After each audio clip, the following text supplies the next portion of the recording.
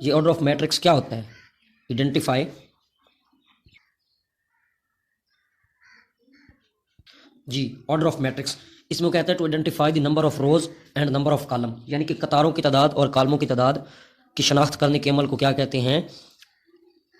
कालब का मर्तबा। Order of matrix यानी कि कालब का मर्तबा। देखिए, number of rows and columns, यानी कि कतारों की तादाद और कॉलमों की तादाद की शनाख्त करने के अमल को ऑर्डर ऑफ मैट्रिक्स कहते हैं।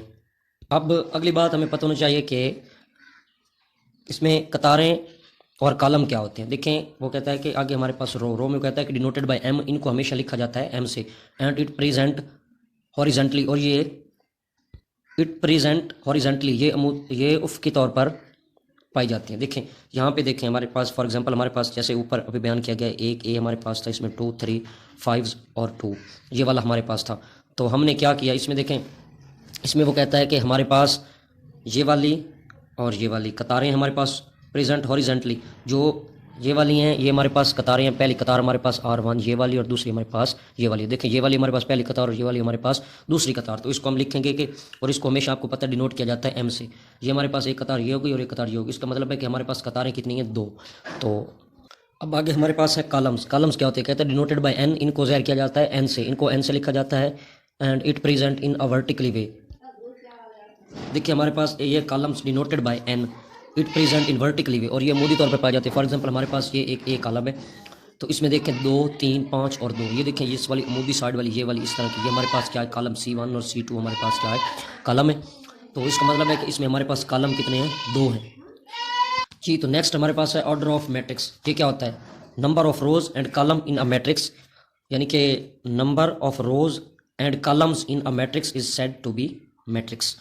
वो कहता है कि इसमें कतारें और कॉलम कतारें और कॉलम हमारे पास क्या होते हैं? इसका होता है मर्तबा होता है। अब देखें, हमारे पास कोई भी मैट्रिक्स दिया गया है। फॉर एग्जांपल हमारे पास एक मैट्रिक्स दिया गया है जिसमें देखो हमारे पास 2 3 4 और 5, ये हमारे पास एक मैट्रिक्स है। तो उसमें देखें, आपको पता है कि कतारें कौन सी होती हैं। ये वाली आपको पता है कि हमारे पास कतारें होती हैं, ये होती है हमारे पास R1, और ये वाली हमारे पास क्या है? R2 है। तो इसमें देखो, ये वाला हमारे पास ये कॉलम है, पहला कॉलम, इसको कहते हैं C1 कॉलम, और ये हमारे पास क्या? C2, इसको हम कहते हैं C2। ठीक है। अब हमने इसका ऑर्डर ऑफ मैट्रिक्स कैसे लिखना है? आपको पता है कि जो हम इसका ऑर्डर ऑफ मैट्रिक्स लिखने के लिए हम क्या करते हैं? M/N करते हैं। अब देखिए, यहाँ पे N आपको पता है किस चीज़ को डिनोट किया जाता है, और M किस चीज़ को डिनोट किया जाता है। यहाँ पे M हमारे पास होता है नंबर ऑफ रोज, N हमारे पास क्या होता है? नंबर ऑफ रोज, यानी कि हमारे पास कतारों की तादाद। इधर हमारे पास देखें, इधर हमारे पास जो N है ये हमारे पास है number of columns, number of columns, ये हमारे पास होता है नंबर ऑफ कॉलम्स। तो देखें, इधर हमारे पास ये नंबर ऑफ रोज को M से डिनोट करते हैं और N से नंबर ऑफ कॉलम्स को डिनोट करते हैं। तो यहाँ पे देखें, इसमें हमारे पास कॉलम कितने? हमारे पास 2 कॉलम है और 2 हमारे पास कतारें हैं। तो हमने इसका ऑर्डर कैसे लिखना है? हम लिखेंगे 2, हमारे पास देखो कतारें हमारे पास कितनी हैं? 2 हैं, और यहाँ पे हम सिंपल लिखेंगे बाय लिखने के बाद इधर देखो हमारे पास ये कॉलम कितने हैं? एक ये वाला और एक ये वाला, हमारे पास कॉलम भी 2 हैं, तो इस तरह इसका मर्तबा 2/2 हो गया जी। तो नेक्स्ट हमारे पास एक और मैट्रिक्स है, तो इसमें देखें इसका हमने मर्तबा ऑर्डर ऑफ मैट्रिक्स फाइंड करना है। तो हमने क्या करना है? देखें, पहले हमारे पास एक कतार ये वाली है R1, और ये दूसरी कतार हमारे पास है यानी कि R2। ये देखिए, पहली कतार हमारे पास R1 ये वाली, और ये वाली दूसरी हमारे पास क्या है? R2, यानी कि हमारे पास 2 कतारें और कॉलम। देखो, पहला कॉलम हमारे पास ये है, ये C1, और ये वाला हमारे पास क्या C2 है। तो देखिए, हमने इसका ऑर्डर कैसे लिखना है? आपको पता है कि सबसे पहले हम क्या लिखते हैं? सबसे पहले हम इसमें लिखते हैं उसमें नंबर ऑफ रोज। देखिए, हमारे पास इसमें रोज कितनी है? हमारे पास 2 है। 2, तो इधर हमने क्या काम करना है? दूसरा काम सिंपल, हमने बाय लिखना है, और इधर हमारे पास कॉलम कितने हैं? तो हमारे पास कॉलम भी 2 है, तो हमने क्या लिख देना? 2/2। इस तरह हमारे पास इसका मर्तबा ऑर्डर हमारे पास क्या आ गया? 2/2 आ गया जी। तो आगे हमारे पास है इक्वल मैट्रिसेस। 2 कॉलम कब इक्वल होते हैं, कब मुसावी होते हैं?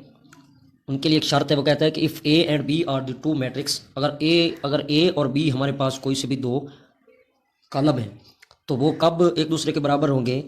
जब both have the same order. पहली बात है जब उनका ऑर्डर क्या हो? सेम हो, यानी कि उनमें कतारों की तादाद और कॉलमों की तादाद क्या हो? बराबर हो। देखें, फॉर एग्जांपल हमारे पास एक ये वाला हमारे पास एक कॉलम है, 2 3 4 और 5। तो हमारे पास दूसरा देखो B है, तो B में देखो हमारे पास 6 7 8 और 9, दूसरा हमारे पास ये है। अब यहाँ पे देखिए हमारे पास इसमें कितनी कतारें हैं? एक कतार ये और एक कतार ये वाली, हमारे पास कतारें तो हो गई दो। तो इसमें आपको पता है कि ये हमारे पास R1 और ये हमारे पास क्या होगी R2।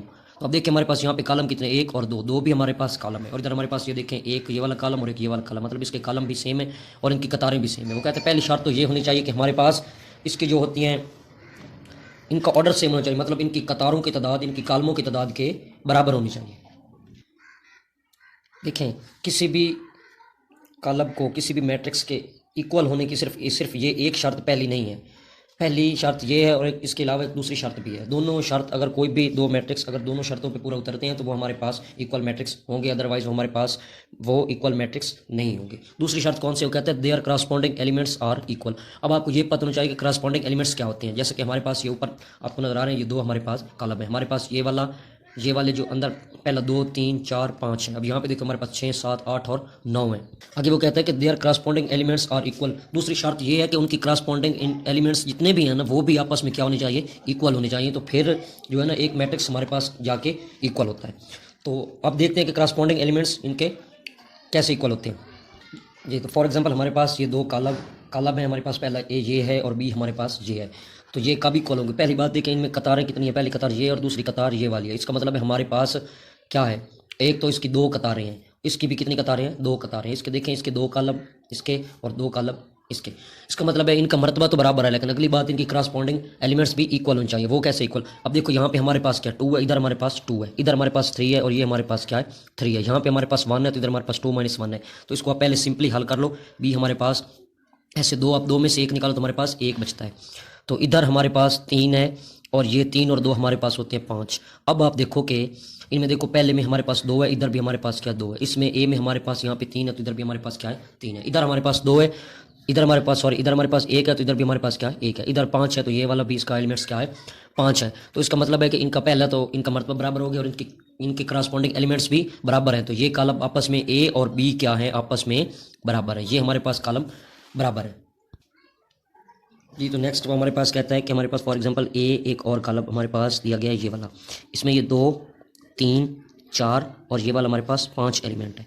और दूसरा हमारे पास बी है, इसमें देखो इसमें वो कहता है कि हमारे पास क्या है, इधर हमारे पास 2, इधर हमारे पास 3 और ये हमारे पास ये वाला है। तो वो कहता है कि ये आपस में बराबर हैं या नहीं। तो हमने क्या करना है, हमने सबसे पहला जो काम करना है हमने वो ये करना है कि हमने सबसे पहले इसकी कतारों की तादाद और इसकी कतारों की तादाद देखनी है, फिर इसके कॉलमों की तादाद, और फिर हमने क्या करना है इसके कॉलमों की तादाद देखनी है। यहाँ पे देखो हमारे पास कतारें, एक कतार ये वाली और एक कतार ये वाली, हमारे पास कतारें हो गई 2। तो यहाँ पे भी देखिए एक कतार ये वाली और एक कतार ये वाली, हमारे पास कतारें हो गई 2। लेकिन आप सबसे पहले इसको हल कर लेना। इधर बी हमारे पास क्या आ जाएगा 2, 5 में से 1 निकालो हमारे पास क्या बचता है 4, इधर हमारे पास 3, 6 में से 1 निकालो तो हमारे पास क्या बचता है 5। इस तरह ये हमारे पास सिंपल फॉर्म में आ गया। देखिए कतारें हमने देखी, इसमें 2 कतारें थी और इसमें भी हमारे पास कतारें कितनी थी 2 थी। इधर देखो हमारे पास 2 कॉलम थे तो इधर भी हमारे पास कॉलम कितने थे 2 थे। तो देखिए हमारे पास एक शर्त तो पूरी होगी। पहली शर्त कौन सी थी, वो कहता है कि इनके जो हैं ऑर्डर ऑफ मैट्रिक्स सेम हो, वो तो सेम हो गया। अब दूसरी शर्त है कि करस्पॉन्डिंग एलिमेंट्स भी उनके क्या होने चाहिए इक्वल होने चाहिए। अब यहाँ पे देखो हमारे पास इधर हमारे पास 2 है, ये भी हमारे पास 2 है, ये हमारे पास 3 और ये भी हमारे पास 3 है, ये हमारे पास 4 है, इसको हमने हल किया इधर तो ये हमारे पास 4 आ गई, इसका मतलब ये भी हमारे पास क्या 4 है। इधर देखो हमारे पास 5 है तो ये इसको हमने हल किया तो हमारे पास 5 आ गया, तो इसका मतलब ये भी हमारे पास 5 है। इस तरह हमारे पास इनमें कतारों की तादाद और कॉलमों की तादाद भी बराबर है, और दूसरा हमारे पास इनके मुतनाज़रा अरकान यानी कि करस्पॉन्डिंग एलिमेंट्स भी बराबर हैं, तो इक्वल हैं। तो इस तरह ये हमारे पास ए और बी जो हैं ये इक्वल हो जाते हैं।